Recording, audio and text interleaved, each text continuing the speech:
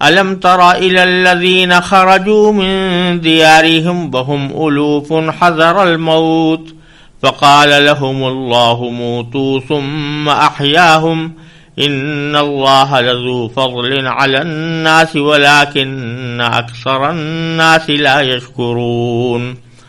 وقاتلوا في سبيل الله واعلموا أن الله سميع عليم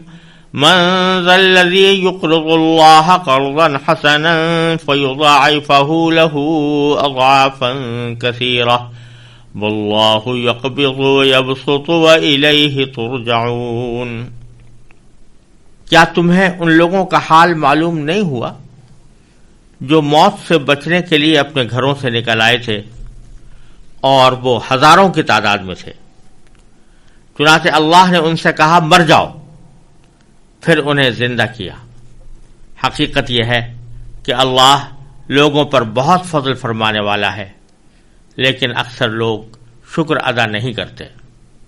اور اللہ کے راستے میں جنگ کرو اور یقین رکھو کہ اللہ خوب سننے والا، خوب جاننے والا ہے۔ کون ہے جو اللہ کو اچھے طریقے پر قرض دے تاکہ وہ اسے اس کے مفاد میں اتنا بڑھائے چڑھائے کہ وہ بدر جہاز زیادہ ہو جائے؟ اور اللہ ہی تنگی پیدا کرتا ہے اور وہی وسعت دیتا ہے، اور اسی کی طرف تم سب کو لوٹایا جائے گا۔ یہاں سے اللہ تبارک و تعالی نے دو مضمون ایک ساتھ بیان فرمائے ہیں۔ ایک جہاد کی ترغیب کے لیے اللہ تبارک و تعالی نے کچھ ہدایات بھی دی ہیں اور کچھ واقعات بھی سنائے ہیں، اور دوسرے اللہ تعالیٰ کے راستے میں مال خرچ کرنے سے متعلق، کیونکہ جہاد کے اندر اللہ تعالیٰ کے راستے میں مال خرچ کرنے کی بھی نوبت آتی ہے اور اس کی ضرورت پڑتی ہے، تو اس مناسبت سے بھی اللہ تعالیٰ کے راستے میں خرچ کرنے کا ذکر آیا ہے۔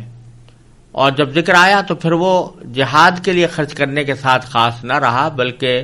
اللہ تعالیٰ کی خوشنودی حاصل کرنے کے لیے مال جس طرح بھی خرچ کیا جائے، صدقے کے ذریعے، خیرات کے ذریعے یا اور کسی طریقے پر، اس سب کے تفصیلی فضائل بھی اللہ تبارک و تعالی نے آگے بیان فرمائے ہیں اور اس کے کچھ احکام بھی بیان فرمائے ہیں۔ یہاں اللہ تبارک و تعالی نے پہلے تو در حقیقت کچھ واقعات کی طرف اشارہ کیا ہے، کیونکہ بعض منافقین اور کمزور طبیعت کے لوگ جہاد میں جانے سے اس لیے کتراتے تھے کہ انہیں موت کا خوف، اس لیے اللہ تبارک و تعالی نے یہاں کچھ واقعات ایسے بیان فرمائے ہیں جس کا حاصل یہ ہے کہ موت اور زندگی اللہ تعالیٰ کے ہاتھ میں ہے۔ وہ چاہے تو جنگ کے بغیر بھی موت دے دے اور چاہے تو شدید جنگ کے درمیان بھی انسانوں کی حفاظت کر لے، بلکہ اس کی قدرت میں یہ بھی ہے کہ وہ مرنے کے بعد بھی انسانوں کو زندہ کر دے۔ اس قدرت کا عمومی مظاہرہ تو آخرت میں ہوگا، جب تمام انسانوں کو ان کی قبروں سے اٹھا کر زندہ کیا جائے گا، لیکن اللہ تعالیٰ نے اس دنیا میں بھی کچھ ایسے نمونے دنیا کو دکھا دیے ہیں جن میں بعض لوگوں کو مرنے کے بعد بھی زندہ کیا گیا۔ چنانچہ اس کی ایک مثال اسی آیت میں اللہ تبارک و تعالیٰ نے دی ہے۔ پھر ایک آگے اشارہ آ رہا ہے آیت نمبر 253 میں حضرت عیسیٰ علیہ السلام کی طرف کہ جن کے ہاتھوں اللہ تعالیٰ نے کئی مردوں کو زندہ کروایا، اور تیسرا حوالہ حضرت ابراہیم علیہ السلام اور نمرود کے مکالمے میں اللہ تعالیٰ کے موت اور زندگی دینے سے متعلق ہے، اور پھر چوتھا واقعہ آیت نمبر 259 میں حضرت عزیر علیہ السلام کا بیان فرمایا گیا ہے،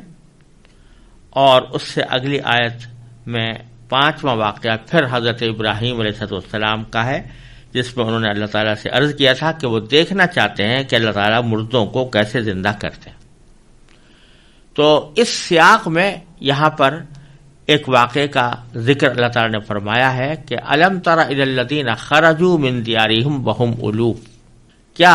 تمہیں ان لوگوں کا حال معلوم نہیں ہوا؟ اس کے لفظی معنی اگر کیا جائے تو یہ ہوں گے کہ کیا تم نے نہیں دیکھا ان کو، اور ظاہر ہے کہ دیکھنا آنکھوں سے دیکھنا مراد نہیں ہے بلکہ ان کا حال معلوم ہونا مراد ہے، اس لیے ترجمہ ہم نے اس طرح کیا ہے کہ کیا تمہیں ان لوگوں کا حال معلوم نہیں ہوا الذین خرجوا من دیارہم، جو اپنے گھروں سے نکلے تھے. کیوں نکلے تھے؟ حذر الموت، یعنی موت سے بچنے کے لیے. وہم الوف، جبکہ وہ ہزاروں کی تعداد میں تھے. فقال لهم اللہ، تو اللہ تعالی نے ان سے کہا مر جاؤ، موتو، مار جاؤ. ثم احیاہم، پھر انہیں زندہ کیا. اب اس واقعے کی پوری تفصیل تو قرآن کریم نے بیان نہیں فرمائی، صرف اتنا بتایا ہے کہ کسی وقت کوئی قوم جو ہزاروں کی تعداد میں تھی موت سے بچنے کے لیے اپنے گھروں سے نکل کھڑی ہوئی تھی، مگر اللہ تعالیٰ نے انہیں بھی موت دے دی اور پھر زندہ کر کے یہ دکھا دیا کہ اگر موت سے بچنے کے لیے کوئی شخص اللہ تعالیٰ کے حکم کی خلاف ورزی کرتے ہوئے کوئی تدبیر اختیار کرے تو ضروری نہیں کہ موت سے بچ ہی جائے، اللہ تعالیٰ اسے پھر بھی موت کے گھاٹ اتار سکتا ہے. یہاں قرآن کریم نے یہ تفصیل بیان نہیں فرمائی کہ یہ لوگ کون تھے، کس زمانے میں تھے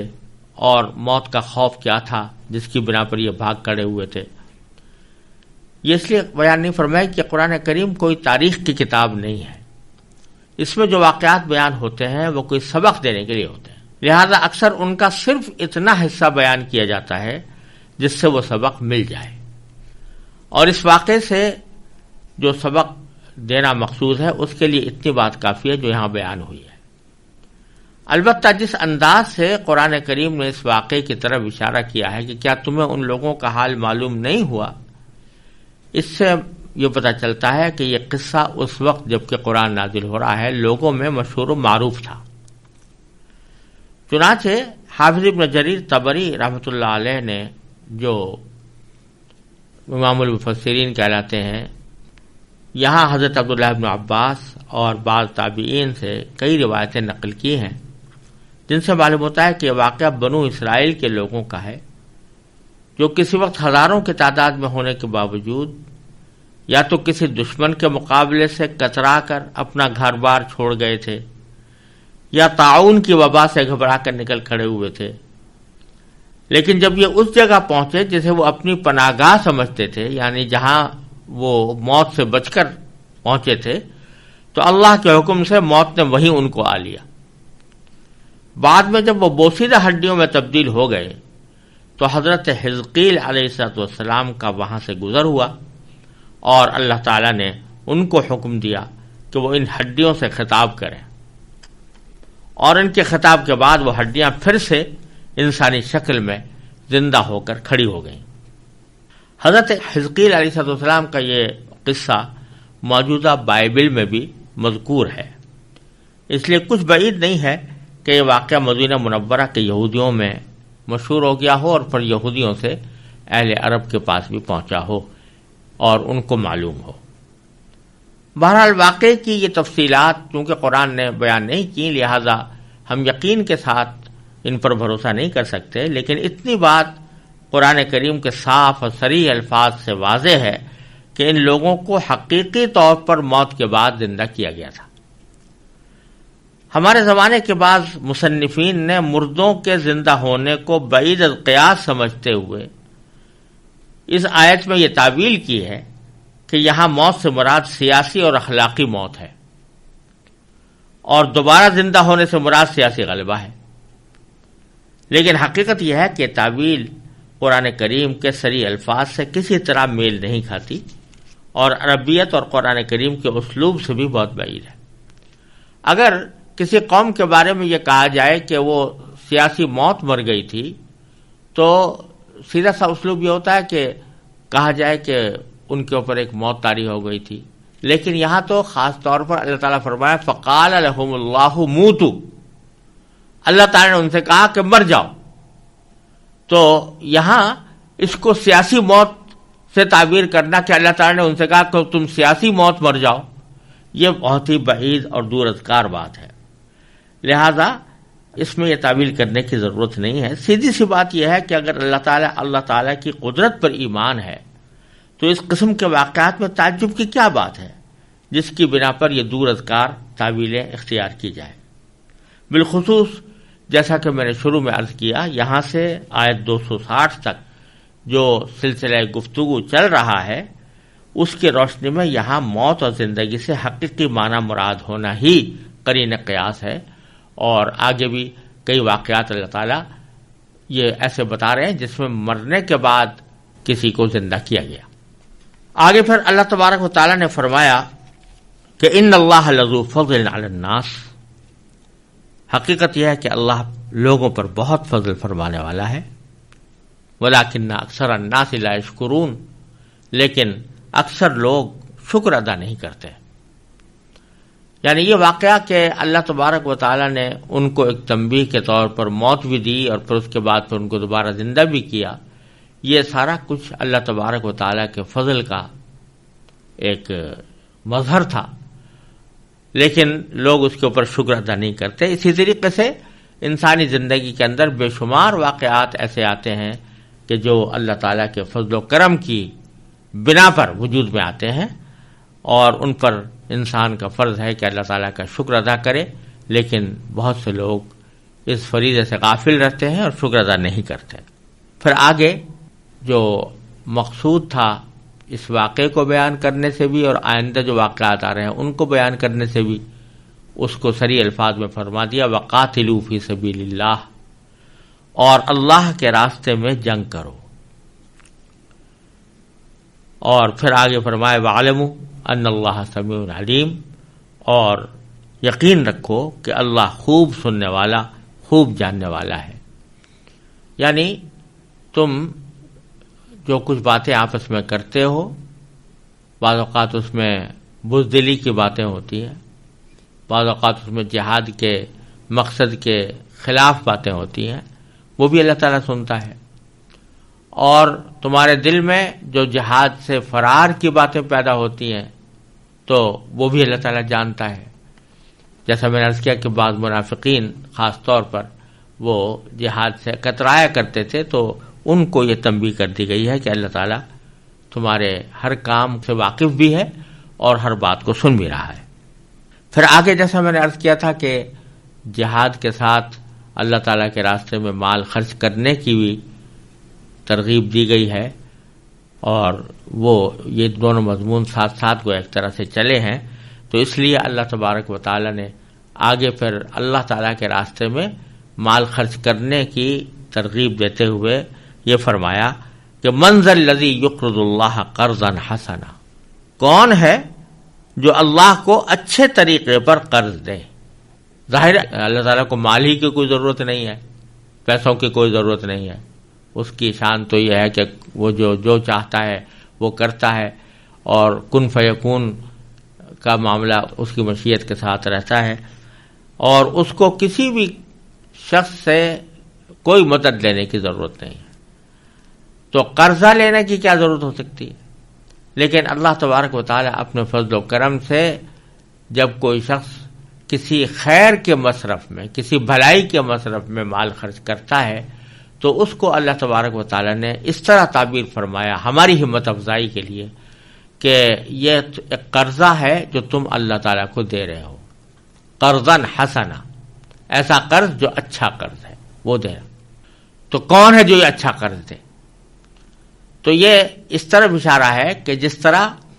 کوئی شخص دوسرے کو قرض دیتا ہے تو پھر واپس اس کو وہ چیز ملتی ہے، یعنی مقروض کے ذمہ واجب ہوتا ہے کہ وہ اس کو واپس کرے،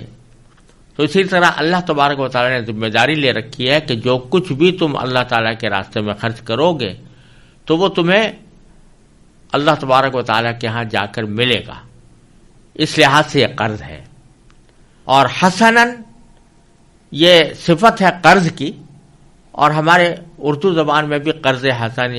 بولا جاتا ہے، بعض لوگ قرض حسنہ بولتے ہیں، وہ لفظ صحیح نہیں ہے،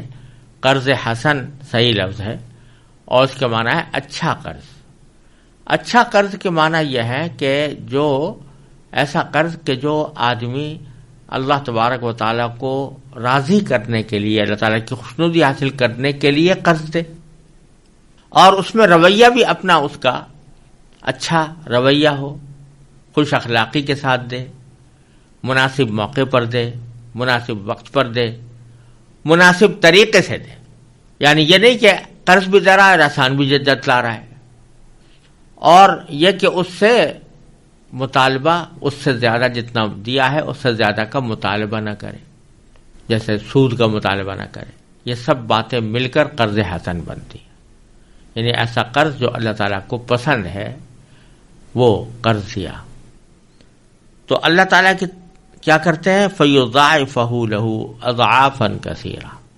تو اللہ تبارک و تعالیٰ اس کے مفاد میں اتنا اس کو بڑھائے چڑھائے کہ وہ بدر جہاں زیادہ ہو جائے. یعنی اللہ تبارک و تعالیٰ نے اپنے فضل و کرم سے یہ اپنی ذمہ داری لے رکھی ہے کہ جب کوئی شخص اچھے طریقے سے اللہ تبارک و تعالیٰ کی بارگاہ میں دیا گیا کوئی چیز اللہ تعالیٰ کی خوشنودی کی خاطر دے گا تو اس کو ہم اپنی طرف سے زیادہ بڑھا کر دیں گے. اور یہاں پر فرمایا اضعافاً کثیرہ، یعنی بہت بدرجہ زیادہ. اضعاف ضعف کی جمع ہے جس کے معنی دگنے کے ہوتے ہیں. تو اضعاف جب جمع ہو گئی تو دگنے تگنے چوگنے پتہ نہیں کتنے گنے اس کے اندر داخل ہو گئے. اور پھر کثیرہ بھی ساتھ میں بڑھایا، یعنی بہت زیادہ تعداد میں اللہ تبارک و تعالیٰ اس کو بڑھا دیا. تو اس لیے اللہ تبارک و تعالیٰ نے اپنے فضل و کرم سے یہاں پر یہ بتا دیا کہ تم تو قرض دو گے قرض حسن، یعنی تم اس طرح قرض دو گے اللہ تبارک و تعالیٰ کو جس اخلاص کے ساتھ ہوگا، خوش اسلوبی کے ساتھ ہوگا، اور اس میں کوئی زیادتی کی شرط بھی نہیں ہوگی. لیکن اللہ تبارک و تعالیٰ اپنے فضل و کرم سے اس کو بڑھا چڑھا کر دے گا. آخرت کے اندر اس کے بڑا اجر و ثواب ملے گا. یہاں یہ بات بھی سمجھ لیجئے کہ دنیا میں جو قرض دیا جاتا ہے، انسانوں کے درمیان کوئی قرض کا معاملہ ہوتا ہے، اس میں اگر قرض کے وقت میں یہ بات طے کر لی جائے کہ قرض لینے والا جب واپس کرے گا تو اتنا اضافہ کر کے واپس کرے گا، اگر قرض کے معاہدے میں یہ بات طے ہو تو اسی کا نام سود ہے، جس کی ممانعت آگے آنے والی ہے اسی صورت کے اندر. لیکن اگر قرض تو دیا گیا بغیر کسی شرط کے، اور نہ کوئی شرط تھی، نہ کوئی دینے والے کے دل میں یہ خیال تھا کہ میں اس سے زیادہ وصول کروں گا، لیکن جب ادائیگی کا وقت آیا تو جو قرض لینے والا تھا اس نے محض اپنی خوش دلی سے کچھ پیسے زیادہ دے دیے، قرض خواہ کو پیسے زیادہ دے دیے، اپنی خوش دلی سے دے دیے. نہ قرض خواہ کی طرف سے مطالبہ تھا، نہ قرض کے اندر کوئی شرط تھی، لیکن خوش دلی سے اس نے اپنی طرف سے کچھ دے دیے. تو یہ نہ صرف یہ کہ جائز ہے بلکہ یہ فضیلت کی چیز ہے، اور اس کو حدیث میں حسن قضا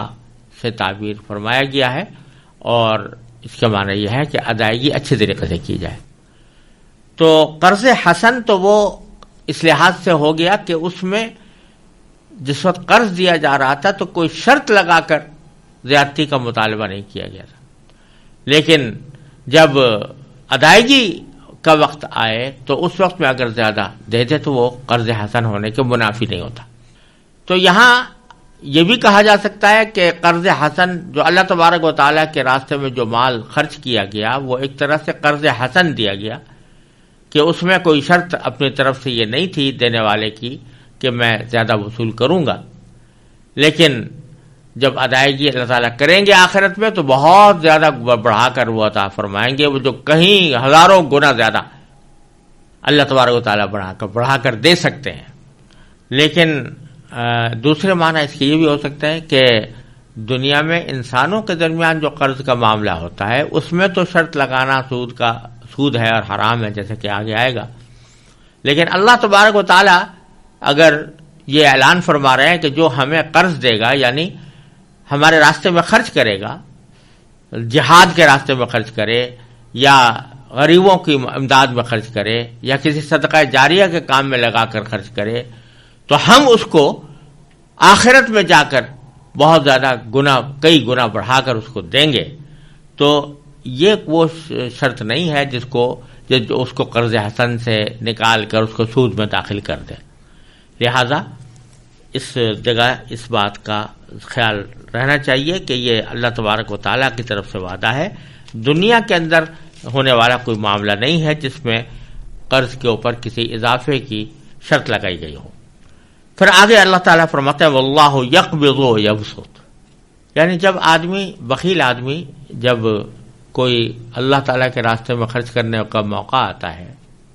اور اللہ تبارک و تعالیٰ کی خوشنودی کی خاطر خرچ کرنے کا موقع آتا ہے تو اس کے دل میں یہ خیال پیدا ہوتا ہے کہ اگر میں نے خرچ کر دیا تو کل کو کہاں سے میرے پاس کمی پیش آ جائے گی، اور میری ضروریات کے لیے بعض اوقات ہو سکتا ہے کہ وہ ضرورت پورا کرنے کا بھی مشکل ہو جائے، تو ایسی صورت میں وہ اپنا ہاتھ کھینچ لیتا ہے۔ تو اللہ تبارک و تعالیٰ فرماتے ہیں کہ یہ جو تمہارے دل میں خیال پیدا ہو رہا ہے کہ اللہ تعالیٰ کے راستے میں خرچ کرنے سے تنگی ہو جائے گی، تو یہ تنگی اور کشادگی یہ تو اللہ تعالیٰ کے قبضہ قدرت میں ہے۔ واللہ یقبض و یبسط، اور اللہ تعالیٰ ہی تنگی پیدا کرتا ہے، وہ یبسط، اور وہی وسعت دیتا ہے۔ تو اس لیے یہ نہ سمجھو کہ تم گھاٹے میں رہو گے اور تمہارے مال میں تنگی پیش آ جائے گی صدقہ دینے کی وجہ سے یا اللہ تعالیٰ کے راستے میں خرچ کرنے کی وجہ سے، ایسا نہیں ہوگا۔ ایک حدیث میں رسول کریم سرورت عالم صلی اللہ علیہ وسلم کا یہ ارشاد منقول ہے کہ ایک فرشتہ ہے جو یہ دعا کرتا ہے کہ اللہم اعط لمنفق خلفا ولممسک تلفا، کہ اللہ جو شخص اللہ تعالیٰ کے راستے میں خرچ کرنے والا ہو اس کو اس کے بدلے میں اور دیجئے، اور جو سینت سینت کر اپنے پاس پیسے رکھ رہا ہو اور خرچ نہ کرتا ہو اللہ تعالیٰ کے راستے میں تو اس کو اس کے مال پر ہلاکت مسلط فرما دیجئے۔ تو اس میں یہ گویا ایک طرح سے یہ بھی اشارہ ہے کہ یہ نہ سمجھو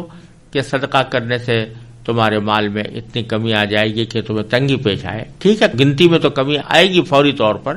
لیکن وہ گنتی کی کمی بھی اللہ تبارک و تعالیٰ دوسرے ذرائع سے پورے فرما سکتا ہے۔ اور پھر یہ بھی ساتھ ساتھ ہے کہ گنتی ہی تو ساری چیز نہیں ہوتی،